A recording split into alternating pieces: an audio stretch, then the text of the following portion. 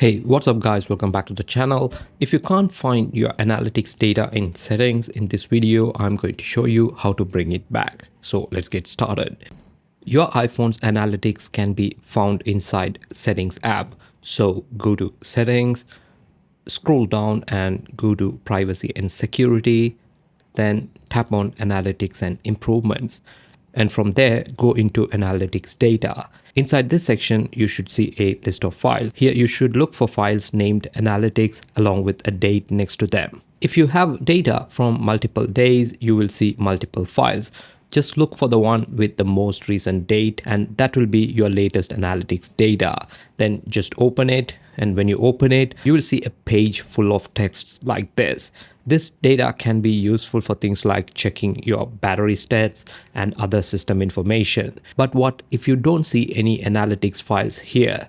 Here's how to fix it. Go back to Analytics and Improvements and first turn off Share iPhone and Watch Analytics. Then scroll down and turn off Improve Siri and Dictation. Now you need to do a soft restart. Press the volume up and the volume down, and then immediately after that press and hold the power button until your iPhone restarts and you see the Apple logo. Do not release the power button until then. So once your phone turns back on, go back to the same settings and turn Share iPhone and Watch Analytics back on. Then turn on Improve Siri and Dictation again.